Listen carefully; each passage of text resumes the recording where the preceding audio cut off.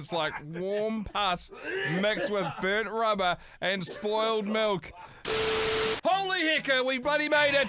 Episode number 500. We could not be more pumped to have you with us, and I can tell you this right now, if you've never shared an episode of Not For Radio, this is the episode you need to share with other crook individuals that have got a sense of humour like you. And this is a pure distillation of absolute fuckery, which we've known to come and love on the Not For Radio podcast, and over 500 episodes, we've really collected just the greatest people. Like, if you're listening to this right now, just give yourself a little bit of a fucking pat on the back. Maybe a high five, a pat on the bum, and say, you're a fucking champion. Because what started as just a real loose, I mean, obviously it hasn't really progressed much past that, but it started as just a way of us venting and being able to tell stories with swear words in them, has just grown into an exceptional group of human beings from every single corner of the globe. The number of people that have messaged us or had interactions with other people from the Sniper's Nightmare Facebook group, helped each other out, helped out strangers, become friends, met up, we've linked up with people in other countries here, across the globe. It's been absolutely wild, and to think we'd make it to 500 is fucking crazy. So, with that in mind, we thought we'd just have a little bit of a dalliance back through the back catalogue and see how far back we could go. Yeah, so there's going to be 3 of our favourite stories out of the 500 episodes we've done, sprinkled throughout this podcast. Some of the regular stuff we normally do on the podcast, a little bit of feedback we've got to get to as well.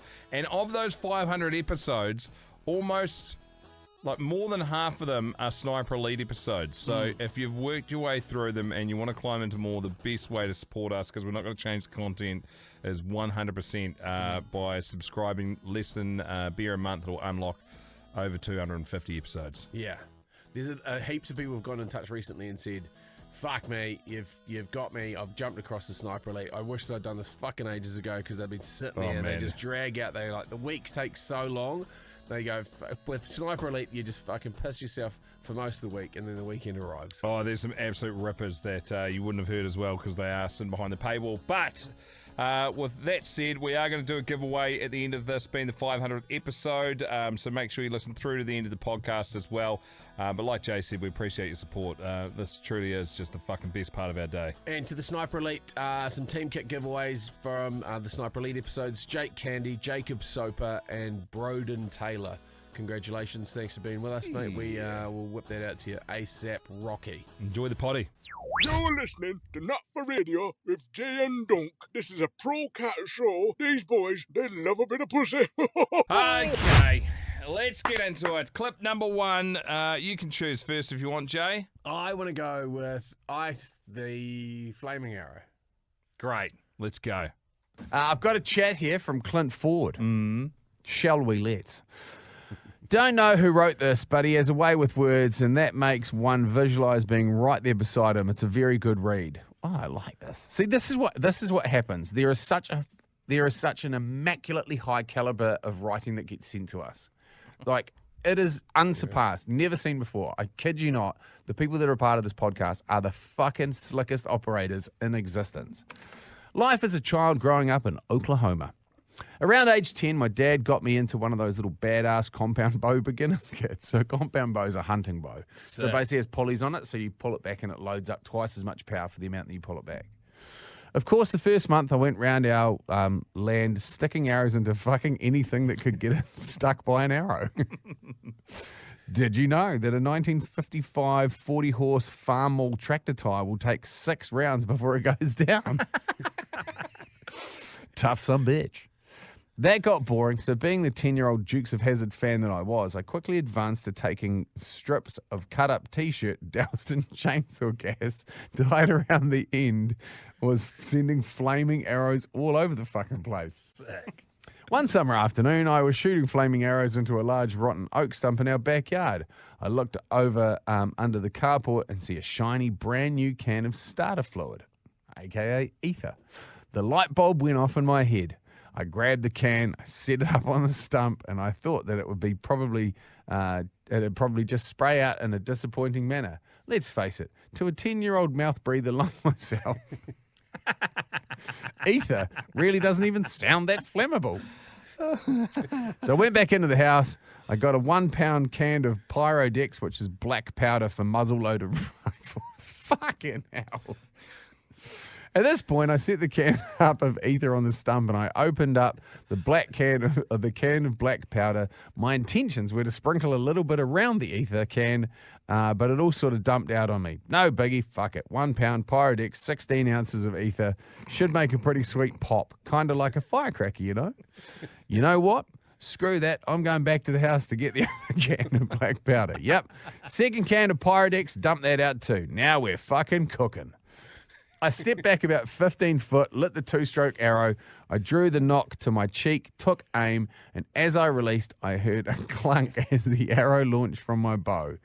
In a slow motion time frame, I turned to see my dad getting out of the truck. Oh, fuck. He just got home from work, so help me God, it took 10 minutes for that arrow to go from my bow to the can. My dad was walking towards me in slow motion with a "what the fuck's going on here" look in his eyes.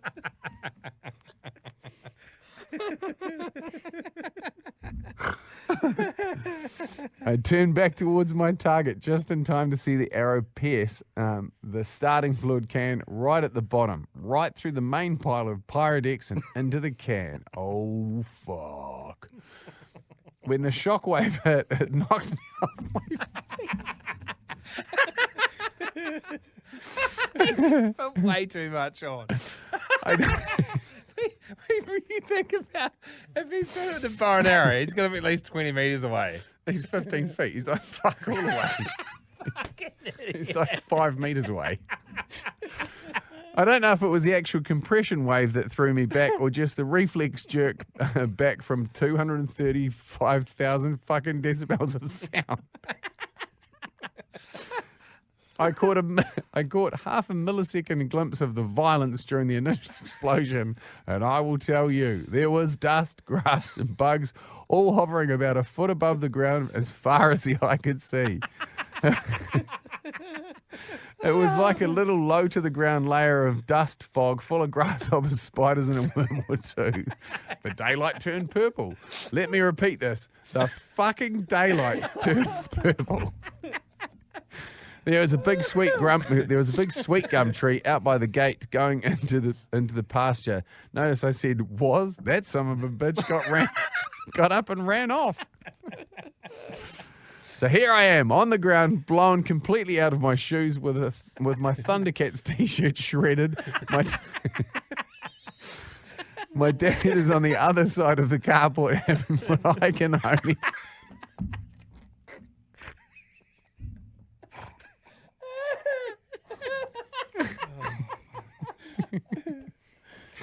My dad is on the other side of the carport having what I can only assume is a Vietnam flashback.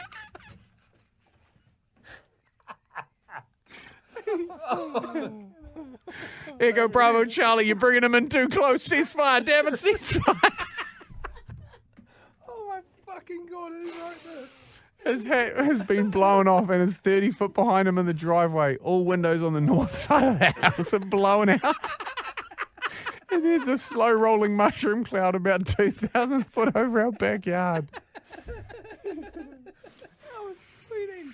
There is a Honda 185 three-wheeler parked on the other side of the yard, and the fenders are drooped down and are now touching the tires.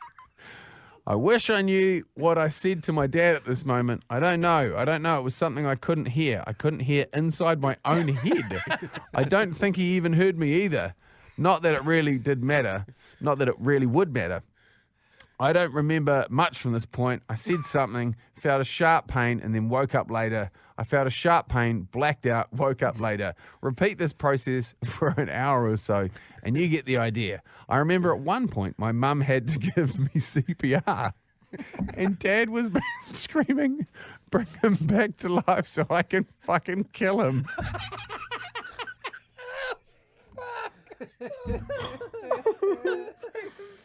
Oh, thanks, Mum. One thing is for sure. I never had to mow around that fucking stump again. Mum had been bitching about that thing for years, and Dad never did anything about it. I stepped up to the plate and handled the business.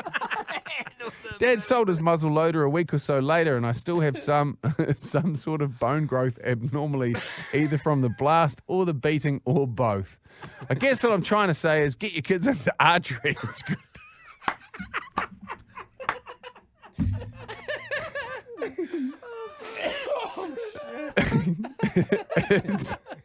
It's good discipline and will teach them skills they can use later on in life.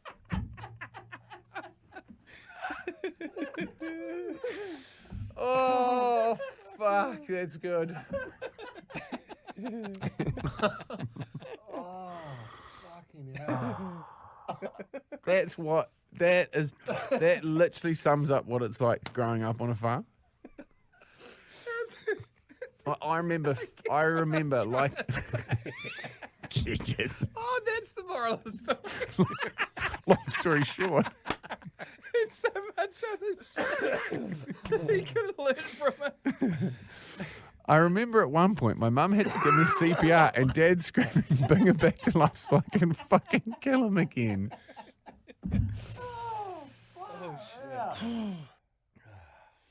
I haven't heard that back since we did it. I don't think I have either. Fuck me, that's Man, so good. there's so many parts of that I've completely forgot reading. So what? Because Fucking the shredded Thundercat t-shirt. Fucking my the drooping fenders on the car.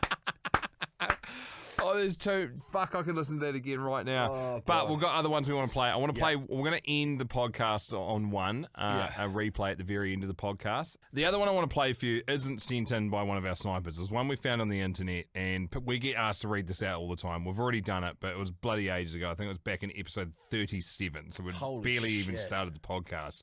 But it is the great yarn of a bloke trying to dress up his downstairs for his missus for her birthday. Ever veeted your nuts before? And that's why we're heading down this track. Nah. I thought about it. Never did. It just seemed like quite a burny substance, you know, from like a couple of the boys had done it, and it just seemed like a bit of a nightmare. I It dissolves here, so Veet isn't amazing for your skin, I don't assume. as a young buck, I went through a phase where I would really clean up the downstairs, and it would just look like, you know, when you come to the bottom of a tree, and every now and again a baby bird falls out of it with their little swollen eyes. For whatever reason, I was going for that look, and succeeded. And I had it. This was at my parents' place. And I left it because I was like a teenager, like 16, 17, whatever it was. And then I returned sometime later. It might have been quite some time later. And I dug it out and I was like, yeah, buddy. And you get the old bloody Veet out again. And so it's generally like a 2 minute, lather up, 2 minutes, hop into the shower, and it just like washes off. And that's how you're supposed to do it. Yeah, and it's like, jeepers creepers. So unbeknownst to me, there was an expiry date on this stuff once you'd used it. Turns into napalm. Fuck me, did it what? So I put it on. I was like, oh, Christ, it's been a while. I don't know if it's a real cooling sensation or if it's a real hot sensation. Either way, they basically tucked into a defensive ball. Like just became Like a turtle pulling its limbs in. yeah. Like you imagine, it looked like your elbow skin. You know, just no definition. There was two nuts in there. It was just one. Back into the canals. Yeah, fucking right back up in there.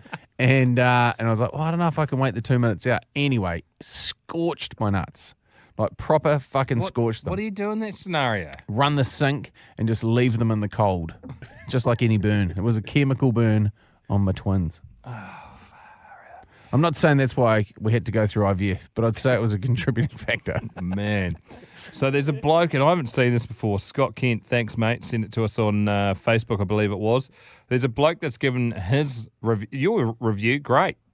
And this bloke's also come unstuck by using some Veet hair removal, so I thought I'd read it for you. To haven't been told by my danglies, look like an elderly Rastafarian, I decided to take the plunge and buy some Veet hair removal. Elderly Rastafarian. His previous shaving attempts had only been mildly successful, and I nearly put my back out trying to reach the more difficult bits. Being a bit of a romantic, I thought I would do the deed on the missus's birthday as a bit of a treat. I ordered it well in advance, and working on oil rigs, I considered myself a bit above some of the characters writing previous reviews and wrote them off as soft office types. Oh, my fellow sufferers, how wrong I was. I waited until the other half was tucked up in bed. After giving some vague hints about the special surprise, I went down to the bathroom. Initially, all went well, and I applied the cream and stood waiting for something to happen. And I didn't have to wait long. At first, there was a gentle warmth, which in a matter of seconds was replaced by an intense burning and a feeling I can only describe as being given a barbed wire wedgie by two people intent on hitting the ceiling with my head. Religion hadn't featured much in my life up until that night, but I suddenly became willing to convert to any religion to stop the violent burning around the turd tunnel and what seemed like the destruction of the meat into veg. Struggling not to bite through my bottom lip, I tried to wash the cream off in the sink and only succeeded in blocking the plug hole with a mat of hair. Through a haze of tears, I struggled out of the bathroom, across the hall, into the kitchen. By this time, walking was not really possible, and I crawled the final yard to the fridge in the hope of some form of cold relief. I yanked the freezer drawer out and found a tub of ice cream. Tore the lid off and positioned it underneath me. The relief was fantastic, but only temporary, as it melted fairly quickly and the firing stabbing soon returned. Due to the shape of the ice cream tub, I hadn't managed to give the starfish any treatment, and I groped around in the drawer for something else. I was sure my vision was going to fail fairly soon, so I grabbed a bag of what I later found out was frozen sprouts. And I tore it open, trying to be quiet as I did so. I took a handful of them and I tried in vain to clench some between the cheeks of my eyes. This was not doing the trick, as some of the cream had found its way up the chutney tunnel. And it felt like the space shuttle was running its inches behind me. This was probably and hopefully the only time in my life I was going to wish there was a gay snowman in my kitchen. Which should give you some idea of the depths that I was willing to sink into to ease the pain. The only solution my pain-crazed mind could come up with was to gently ease one of the sprouts where no veggie had gone before. Unfortunately, alerted by the strange grunts coming from the kitchen, the other half chose at that moment to come and investigate and was greeted by the sight of me, arse in the air, strawberry ice cream dripping from my bell end, pushing a sprout up my arse and muttering, "All year, that feels good." Understandably, this was a shock to her, and she let out a scream, and as I hadn't heard her come in, it caused an involuntary spasm of shock in myself, which resulted in the sprout being ejected at quite some speed in her direction. I can understand that having a sprout farted against your leg at 11 o'clock at night in the kitchen probably wasn't the special surprise she was expecting, and having to explain to the kids the next day what the strange hollow in the ice cream was didn't improve my status. To sum it up, Veet removes hair, dignity, and self-respect. I love these. I love these tales. Fucking hell. That is a ride. Woo! This is Jay and Dunc's Not For Radio. Please don't leave bags unattended and collect all possessions at the end. Thank you.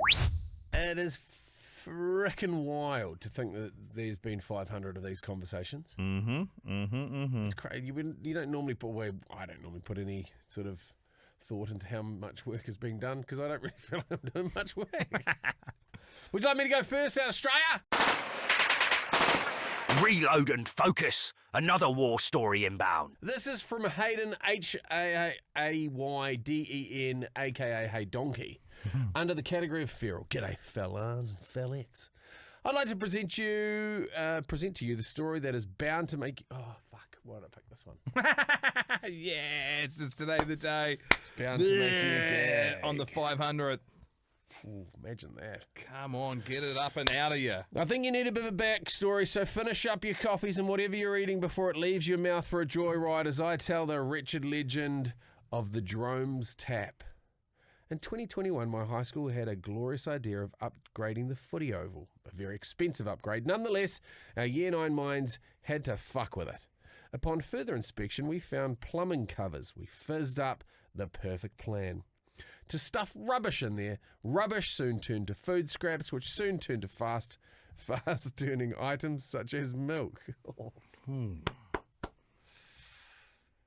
Soon we had our very own mould farm going. Every day, we'd donate scraps to the mould hole, operating under the radar so we wouldn't be busted for the production of our goods. Winter comes around and the farm is booming. It was producing the finest stench and even had maggots visiting it. One fresh day. Wait, how do they get in there? What? Maggots. Fuck, they get in it. It's amazing, eh? It's like underground. It's in a PVC pipe capped. Yeah. How you getting in, bro? They fucking find a way. They leave them where the smell is, and then they just go, like, they drop the eggs where the smell is, and they just fucking wriggle their way in, the little fucks. One fresh day, the handyman has mowed the lawn, leaving some clippings lying around.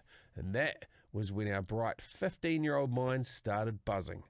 We took the lid off our farm and covered the hole with lawn clippings, creating a trap that would leave a stench on the fucker that falls into the end of a lifetime. Our minds didn't let us down. When two mates started to have a fake fight in the Oval, the teacher on duty, we'll call her Miss Dromes because that's her fucking name, rushed over. Next thing we know, there's a thud. She's fell victim to our trap.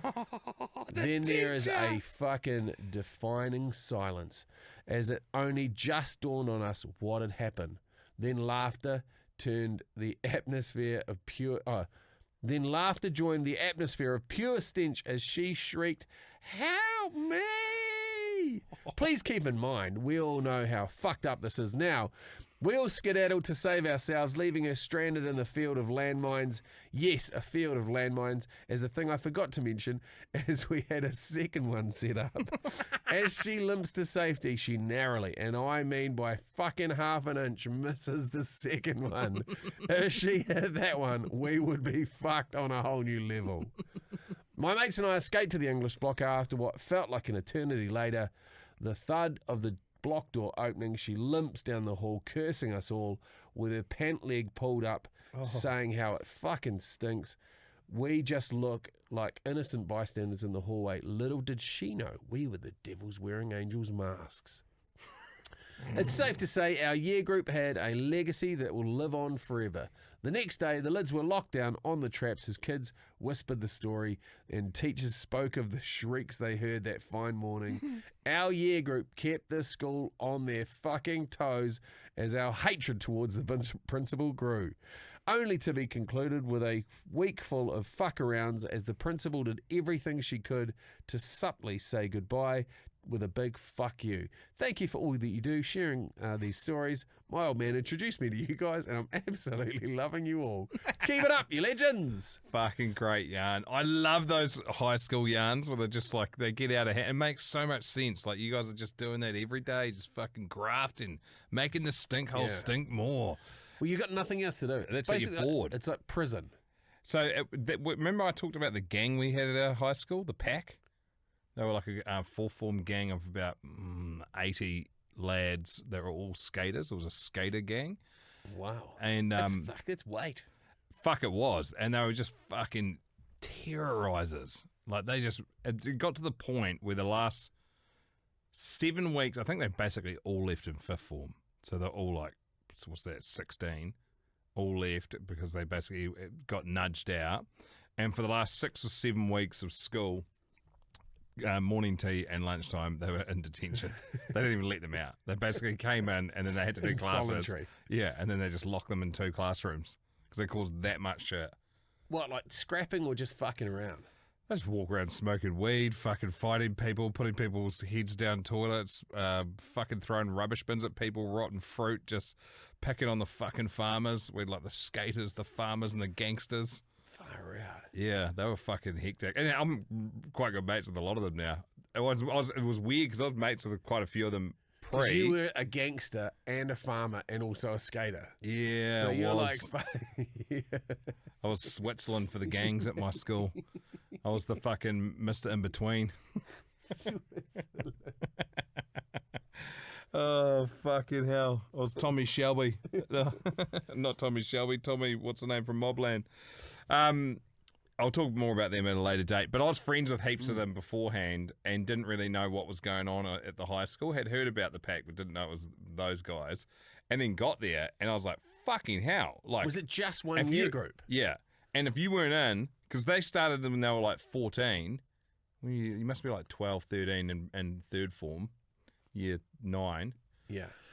So they were year 10, and there was that many of them that it was impossible for even the 7th formers to fuck with them because there was that many of them, and they didn't. Wow. Yeah, they didn't give a fuck. And so when I turned up, if you weren't, Do you not have a first 15 in your school?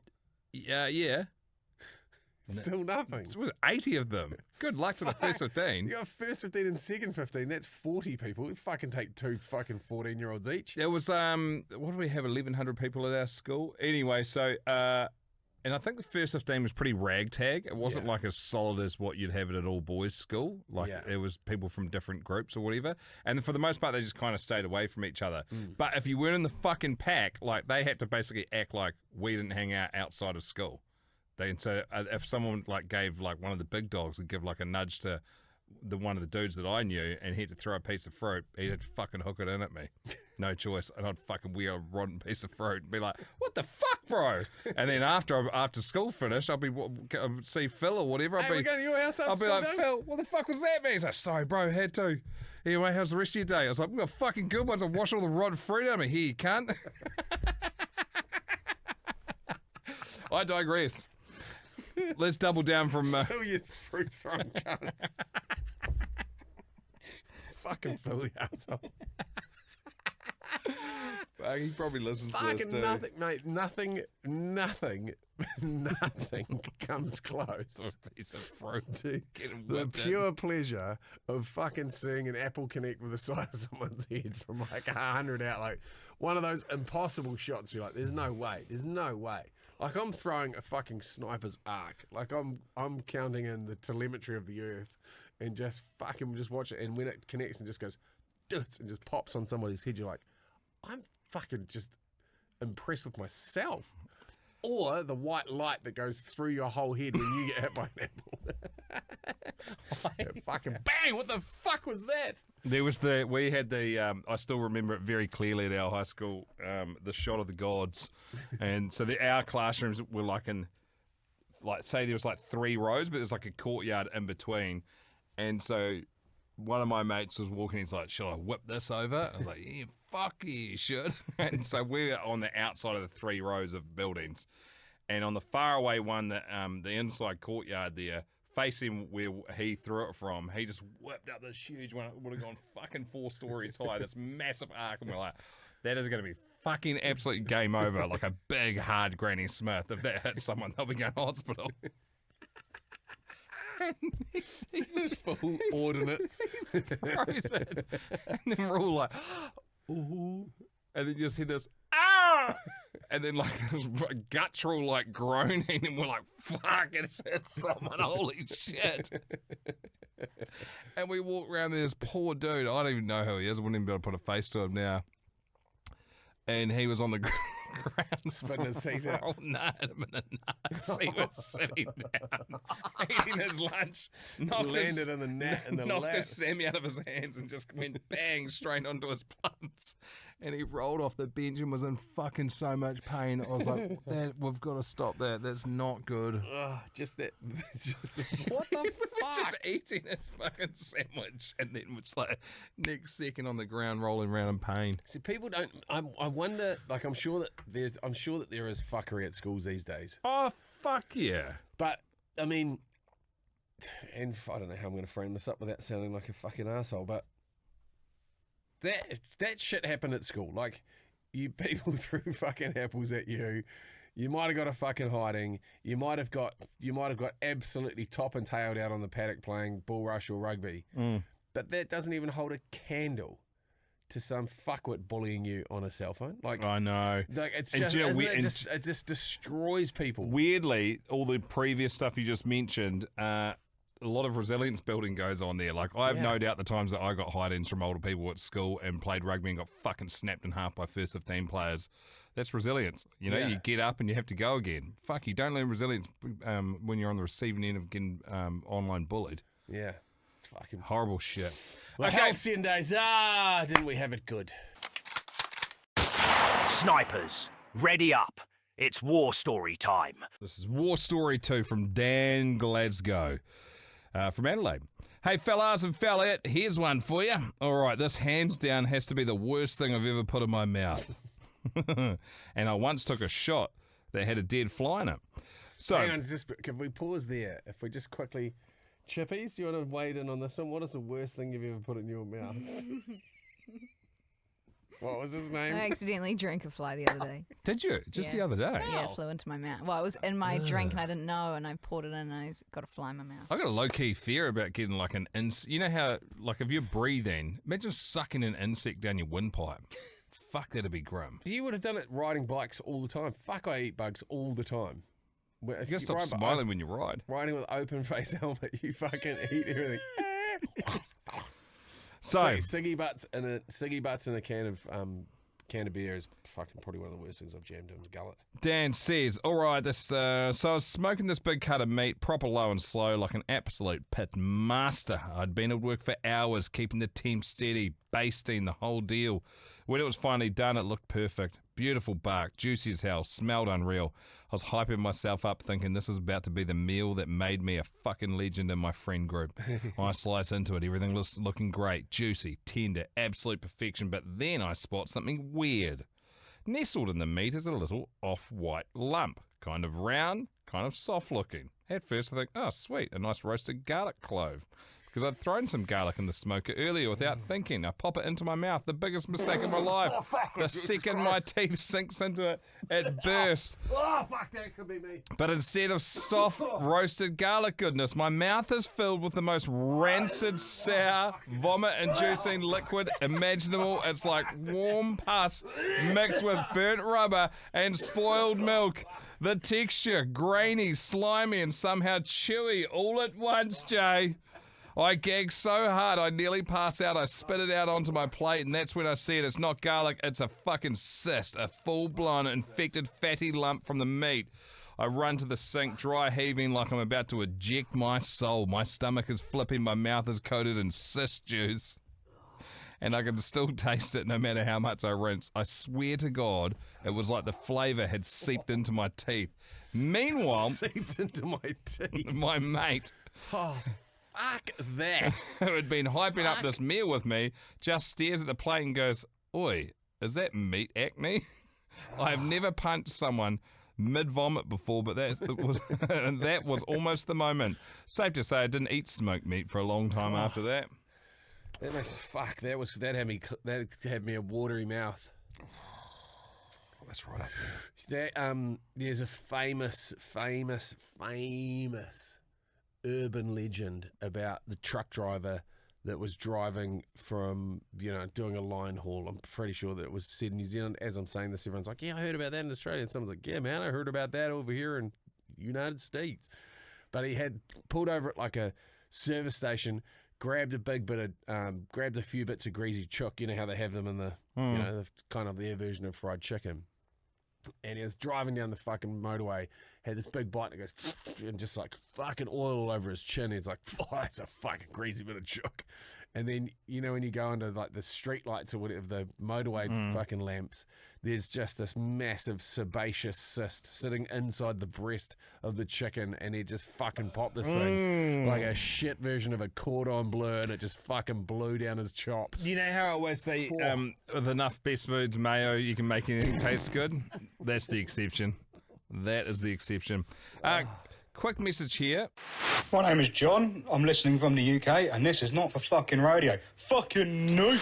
Good day, lads and lasses. I wonder if you could do me a solid and give my brother a shout out on your show. His name is Nick, and he's the best brother a girl could ask for. He's been going through a fucking rough time recently. And your podcast of Brighton has drives around West Yorkshire and the north of England. I live in the States, so I don't get to see him anywhere near as much as what I'd like, but he's going through some tough times, I know. And up the wires from you fellas, I'll give him a cheeky grin. Up the wires! Up the wires! Up the wires! Up the wires! He just became a Sniper Elite too, you fucking beauty! We fucking both love your show. Thanks so much, fellas. Keep up the hilarious work. Much love from Kelly in Colorado. Kelly, Nick, thanks for the support. Appreciate you. Sorry to hear you've been doing it tough, Nick. Yeah, mate. You are not the weather, but the blue sky in which the weather travels through. Can I just run this past you? I know we're running out of time because we had those fucking 3 epic yarns from earlier. This post got put on the Sniper's Nightmare Facebook group. Not everyone would have seen this, by the way. If you're not a part of that group, Here we go. This says, my auntie worked in A&E as a nurse in the 90s, and she always told this story. One evening, an ambulance arrived with a man screaming, holding his meat and veg, and the ambo staff trying to hold in their laughter. Said, just you wait for the next ambo to arrive. Sure enough, it rolled in with a woman with severe head injuries. What transpired is it was his birthday, and they were in a quiet restaurant, and she slipped under the table to give him an early birthday gift. Fucking, can I just say, great. Good form. Absolutely spectacular. There's not enough dangerous public sex going on at the moment, I think. It's really been frowned upon for whatever reason. You don't get in that much trouble if you get caught. So fucking climb in. Live Hi. a little. Spice things up. I'm Jay Reeve, running for mayor of your town. I'm promoting dangerous public sex. There used to be, and this is well, just while I'm on this fucking tirade, there used to be music awards that would happen in New Zealand every year. They were the greatest events, and they were famous for having these large circular tables with tablecloths to the floor, and the amount of fucking debauchery that used to go on under those tables. Like the amount of times that I've done shit, seen shit. It was awesome. You know what stopped that? Phones. Yeah, probably. Or Phones stop all that shit, man. Anyway, I just think you just be a bit more adventurous. Just a cheeky traveller, on the fucking road, not too dangerous. Whip into a little sideway, fucking on the bonnet, Or restaurant's great. That's elite. Back to the birthday gift on a budget. While she was giving him the old slip and slide, she had an epileptic seizure, locking her jaw on the old fella. He then used a fork to stab her in the head to try and release her death grip. She nearly bit through it. Wow. Woo, that's a roller coaster. He was the luckiest guy on planet Earth there for about 25 seconds, and then became pretty close to being the unluckiest. That is such a process. Still want dangerous sex in public, Jay? Fucking it'll be worth it. I'd risk a lockjaw for that. I'm going to keep... Oh, how's this? Someone else from Yorkshire in the UK. I'm just going to keep going on this feedback. There's that much that's been sitting here we haven't got to. So what an episode to do it on, the 500. The half ton. Could you, just on that though, could you stab your wife in the head with a fork if she bit your dick? No, I don't want this to be taken out of context. Fuck yes. I'll stab anybody with a fork if I have to, you included. Don't run your fucking trap too much. Is this the the dog bum poke just to release the lockjaw? Oh shit! Have we shared that yet? Oh, I don't know. I don't know if it's worth sharing. Have you guys heard about that? Fuck, have you seen? Oh man, Jay showed me the other day in the studio, and like that guy gave that dog the most vigorous bum fingering ever. Like, and the dog just carried on to the point where I don't think it's like a great method. No. Like he was persistent. He was like, his work ethic was unrivaled.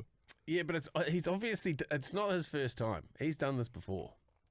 He's done that before. Yeah. Finger blasting an Alsatian's ass so it doesn't rip a Bichon Frise to bits. What a hero. No one else is doing anything that's going to help. He came in out of fucking nowhere. It's like he waits in the bushes at the dog park for that shit to happen. Some guy's squirting the dog or like tipping water on the dog. Like, what the fuck is that going to do? Give the dog a punt, I say. This from Will Osgaby in Sunk Island, Yorkshire in the UK. Evening, chaps and chapette, long-time listener, first-time contributor. Have been meaning to get in touch for a while since listening to the first Pete Bethune yarns. About a year ago, I sat in a pub in Hull. Was having a chat with an old friend at the bar, and a South African started to join in with conversation. I asked him why he was in our part of the world, and he told us that his ship was in port for refit. Turns out it was an anti-whaling vessel. Well, I thought I know a thing or two about this, having been educated by yourselves and the fucking mad dog that was Pete Bethune earlier in the year, so decided to share a story of him getting arrested by the Japanese. Well, this South African, we'll call him Larry, because that's his fucking name, sat and listened for a while, then declared he was the one that drove the jet ski for Pete to get on board the Jap ship. I called bullshit and was promptly proven wrong when Larry explained the whole thing. Having become good friends over the last year and seen him build air cannons and water cannons for launching stuff at the whalers, it's been a right insight into a world apart from my farming life.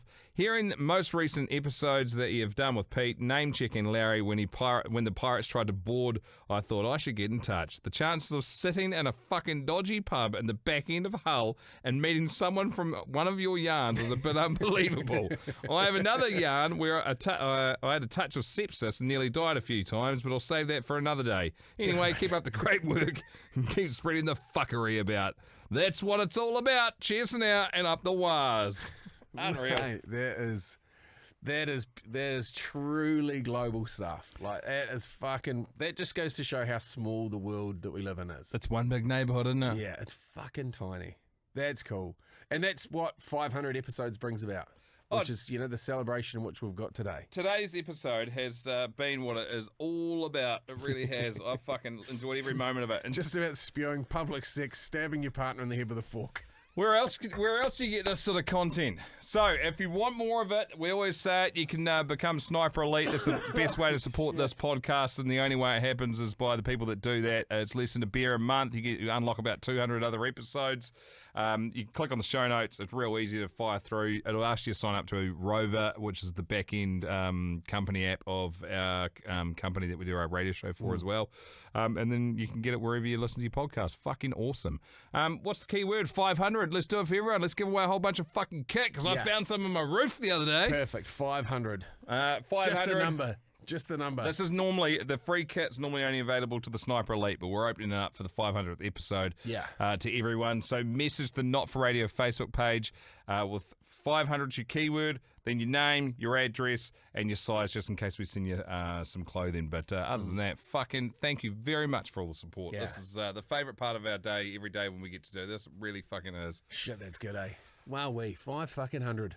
Thanks. I mean, I wonder if anyone's been here from the very first one. Oh, by the way, as well, tomorrow is a ripping episode. One of our favourite comedians, Chopper's, on the episode tomorrow. Now, we are away from the radio show, but we recorded it yesterday.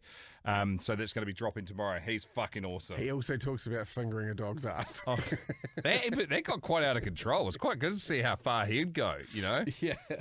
We don't give any fucks, but I thought he'd give some, but not really. No. He's awesome. What would Chopper do is the question that we posed him. He's a legend, absolute legend. Hey, have a great rest of your day. Once again, thanks for the support, and we appreciate you for choosing us, and we love getting to spend a bit of time with you. Go well, go long. Up the motherfucking wires. This is from, I'm going to butcher his name, and I'm really sorry. I'm going to pronounce what I think is the Kiwi way. Mark Zavilla, but he's from Slovakia, and it's Mark with a J instead of an R, so it's like probably Mach. So anyway. I think it's a bit of a theme of this podcast. We fuck up any names, so don't feel bad. Okay. Maybe that's something that we need to focus on in 2023 is maybe being a little bit more worldly with our pronunciation. Yeah. You don't have the bandwidth for focus. I was actually going to put it I'm just, see what I'm doing there? I'm planting a seed for international travel.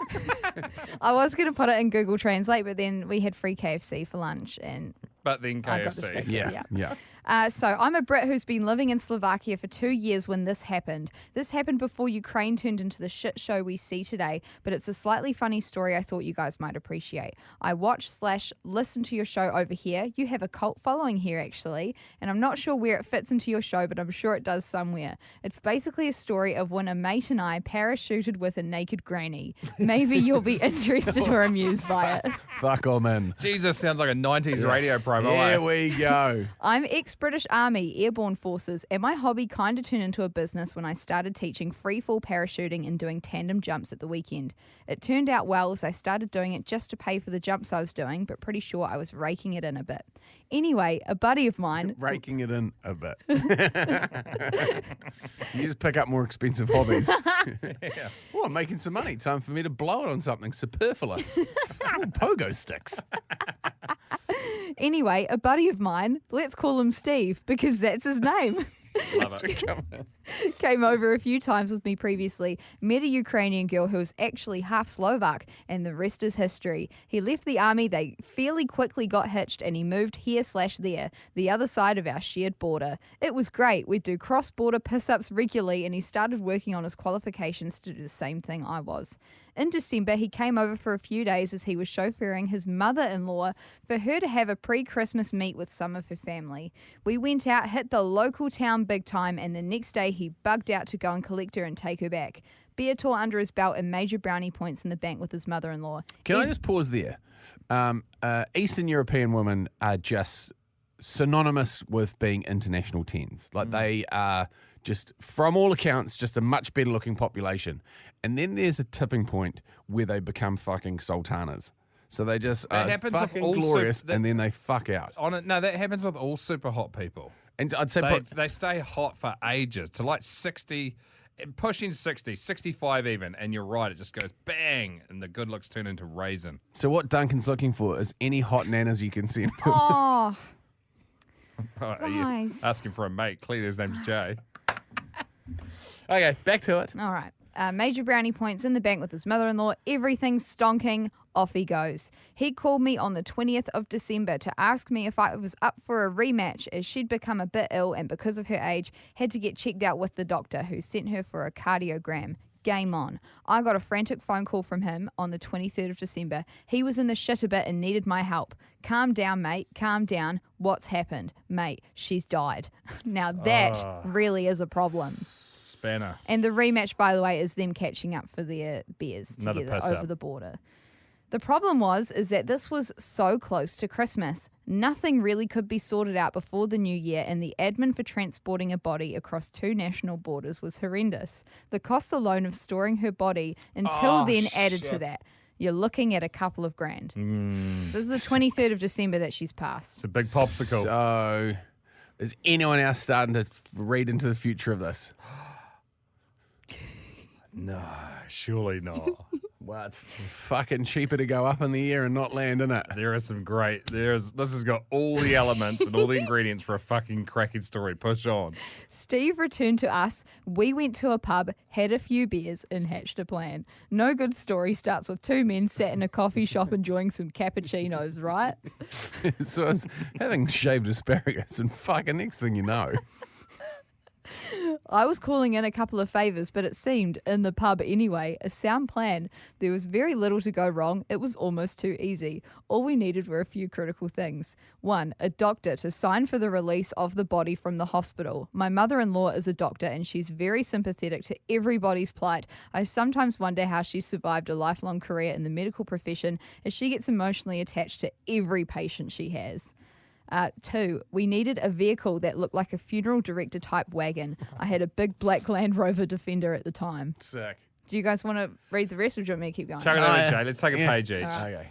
This is so So good. on to the back we go. That takes care of the body snatching, but the transportation was a lot more complicated, as there was a shit ton of paperwork and documents needed. So initially, we were thinking of transporting her by road until close to the border, then going cross country at night, and once in country, get back on the road there to deliver her. This is so good. The flaw in the plan was that when you enter Ukraine by road, after usually an hour or 2 of queuing, you get 1 or 2 stamped forms that list the vehicle's registration number, VIN number, your names and details, and the purpose of the visit plus the duration. I get these, and they usually take a shuffle around in the car. Getting caught on the border with a stiff in the back or getting pulled over inside Ukraine with the same cargo was not going to be a fucking great day out for us. So the final plan was this. We found a spot on a map that was perfect for our needs. It was big enough, flat as a billiard table, 4 kilometres from my mate's village and about a K outside a neighbouring village. A friend of mine who has a Cessna I do tandems from would fly across the border. I'd take her up as a tandem passenger strapped to me, and then he'd jump after us. His missus would be at the LZ, landing zone. She'd use her car to illuminate it for our landing, drop off the stiff, couple of beers, train back to Slovakia, collect the wagon, fuck off home. This is the fucking worst plan ever. It, I don't know. It I think was. it's pretty good. it was a great plan. It was a storming plan, in fact. Jan, the pilot, or Jan, the pilot, was up for it. The cargo would be out the cargo would be out of rigor mortis by that time. Free falling strapped to something as stiff as a plank wasn't going to be easy, nor would it be simply getting her in or out of the Cessna. So rigor mortis is basically where the body just goes fucking rock solid. Yeah, and then it lets go. Yeah, and so I don't know. Yes, it would be more niggly to maneuver somebody that was fucking rock solid. But at the same time, do you want the wavy flailing arms guys from fucking outside secondhand cars when you're jumping out of a plane, fucking limbs going everywhere like an octopus? I don't know. We're about to find out though. My mother-in-law said that she'd help. It was a matter of a phone call and scanned release form. Jan had the timings. Steve's missus had received the map and the DZ location, shared the timings. I got our kit ready. He and I put on our suits and black ties, both mine. I'm 6 foot, he's 5'5", and we're in the land of the land of the badly fitting suits, so no dramas. We rocked up. I handed over the documents, backed up the wagon. We looked solemn, which wasn't a problem as we were both shitting planks at the time. I wished the guys in the hospital a very Merry Christmas, and just under an hour later, we arrived at the airfield with the body bag. Oh my gosh, this needs to be made into a movie. Yeah, there was a slight oversight in the plan though. No, it's not what you're thinking. It was the right body. The document check at the hospital verified that. The first problem was one of a bit more personal nature. None of us... She's nude. She's nude. I forgot to dress her because she's just come out of the morgue. None of us had anticipated the body inside the bag was, you guessed it, naked. And none of us had packed any clothing for her, and sitting cooped up with a naked 80-year-old was something we hadn't even considered, especially with the second problem. Her small bag of personal items was given to us, included a watch, a thin nylon nightie, a pair of slippers, and a toiletry bag. The second problem was much, much more personal. But when a person dies and after oh my God.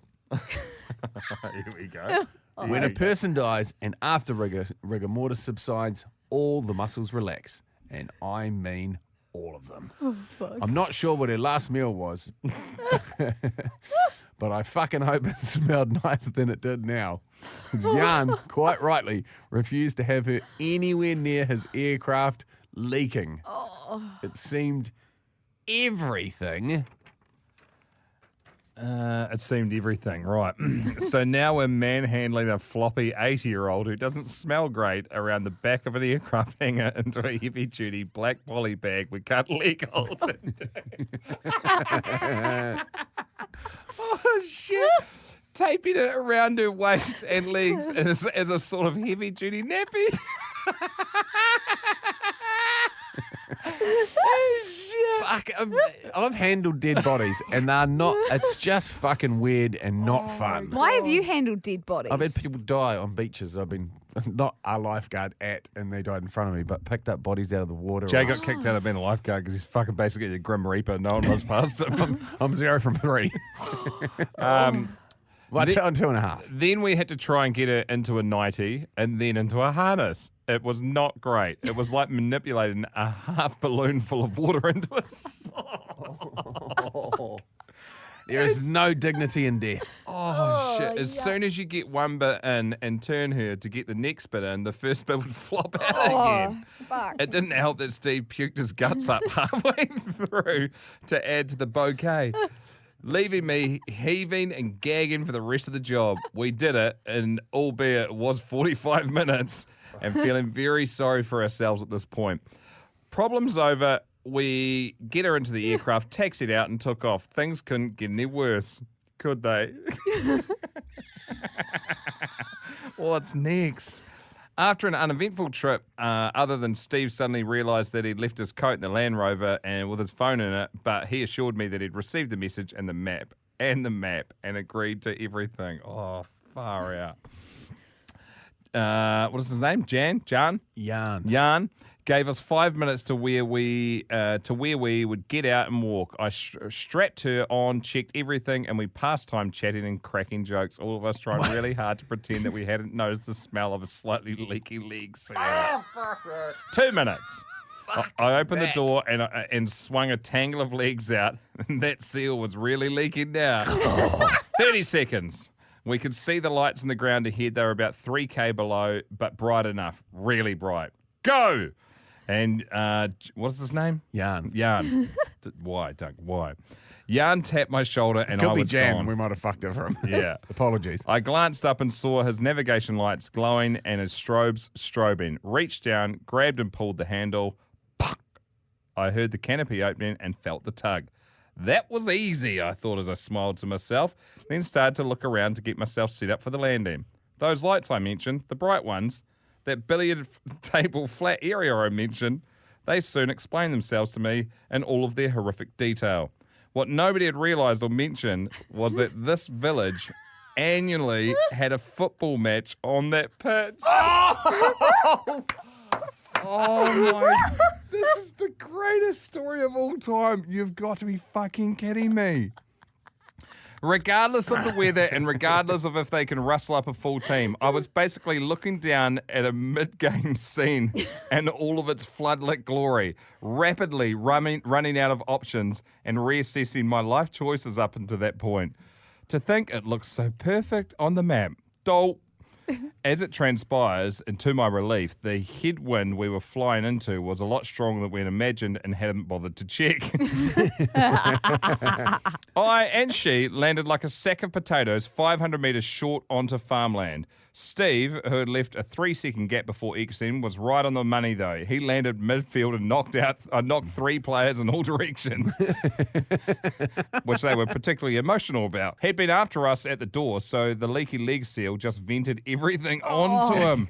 He smelled really, in capital letters, bad, and they didn't spend that much time berating him. Forgetting his coat turned out to be a bit of a bad luck because his wife had been trying to warn him about all of this, but we got it done. Went for a few beers and I travelled home the next day. We'd never got away with this in Western Europe, but that's exactly why we voted for a life on the Eastern Front. Amazing. Yeah. Wow. That could be our That is best friendship. one yet. That is friendship. That is good. The idea. Particular. I'm trying to think, like, they thought it through particularly well. Like, once you commit to that, I'm trying to think of parts of their plan that could have been done better. Like, you're not going to check the local sports ground to see what sporting events have come up. Hell No, because what are they going to have a fucking what's on in the village? Yeah. And then, like, could you have done it with, like, a body bag? You cut holes in the body bag somehow? I mean, the leaking thing's the real issue here. That's a lot of the pain came from that. Yeah, but That's so funny. That needs to be a Hollywood movie. That's so good. I think if it was to Imagine be Seth Rogen being the skydiver and Yeah. all of his like dramatic buddies screaming and laughing like, "What the fuck? You leaking on me?" Yeah, it would make a good film. Even a short one. Somebody wants to do it for the 48-hour film fest, that'd be great. If it was me, I would have compacted the elderly woman up a little bit, knees into the chest, folded the bag up onto itself. You don't want to be in. putting pressure on the stomach. Nah, but you want to turn her into like a chili bin size brick within the body bag so you don't have to open it, it doesn't leak everywhere. Just tape the fucker up and then just put it on your front. I guess you could have just duct taped the body bag to you like a million times. Yeah, You know but how maybe you they sometimes didn't on a have stag duct do or a bucks do, you'll put the stag up on a lamppost and just tape them there. Yeah. Like it's not if they fall off, doesn't really matter. Nana's already dead. That's Yeah. true. Holy shit. What about just lobbing it out the plane and then just following her down? 'Cause No. It's not like it's going to be open coffin anyway, is it? Aw.